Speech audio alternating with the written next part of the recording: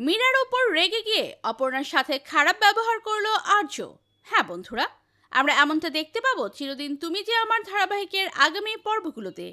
বিস্তারিত জানতে ভিডিওতে লাইক দিয়ে শেষ পর্যন্ত দেখতে থাকুন। রাজলক্ষ্মী অপর্ণাকে বলছে, আমার মনে একটা শূন্য জায়গা রয়েছে। অপর্ণা, একটা অদ্ভুত শূন্যতা কেন জানি না তোমাকে দেখে মনে হয় যে তুমি সেই শূন্যতা পূরণ করবে। এক মায়ের কষ্ট তুমি বুঝবে। অপর্ণা বলছে, আমাকে দেখে আপনার নিজের মেয়ের কথা মনে হয়? রাজলক্ষ্মী বলছে, হ্যাঁ অপর্ণা, সবাই ছেলের বউকে নিজের মেয়ের মতো করে নিয়ে যায়, কিন্তু আমি তোমাকে নিজের মেয়ে হিসেবেই নিয়ে যাব। তুমি আমাদের বাড়িতে আমার মেয়ে হয়ে থাকবে, আমার মেয়ের জায়গা নিয়ে থাকবে। তুমি আমার হারিয়ে যাওয়া মেয়ে। আমি কিন্তু তোমাকে একদম আমার মনের কথা বললাম অপর্ণা। আমি যখন প্রথম তোমাকে দেখেছিলাম তখনই আমার দেখে মনে হয়েছিল কেমন একটা অদ্ভুত টান। আজ বুঝতে পারছি এই টান কেন ছিল আমার।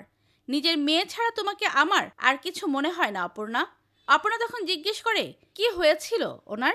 সতীনাথ তারপর সুমি অবাক। সতীনাথ বলছে, এখানে হবে না। মানে সুমি তখন বলছে, আত্মীয় স্বজন এত লোকজন সবাই তো এখানেই। তখন সন্ধু বলছে, হ্যাঁ আমরা কোথায়? 1 মাস ধরে একটু আনন্দ করার কথা ভাবছি। বলছে ওসবের কমতি হবে না, একটা দারুণ লোকেশন দেখতে হবে, আরো অনেক কিছু ভাবতে হবে। তো একটা ভালো প্রি ওয়েডিং শুট করতে হবে। মানুষই আছে তো আমার এইসব প্ল্যান করে দেবে। আর তখন সকলের সামনে অপর্ণাকে বলছে, তোমাকে একটা প্রশ্ন করব একেবারের জন্য। অপর্ণা বলছে, হ্যাঁ বলুন।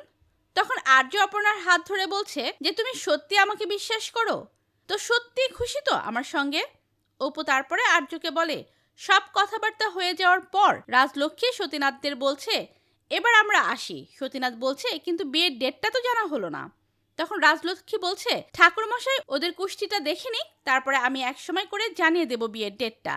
সুমি তখন রাজলক্ষ্মীর হাত ধরে বলছে, কিন্তু ম্যাডাম, আমি জানি আমার অপুটাকে আপনারা খুব আদর যত্নে রাখবেন, কিন্তু ও তো আমাদের কাছে খুব আদরের।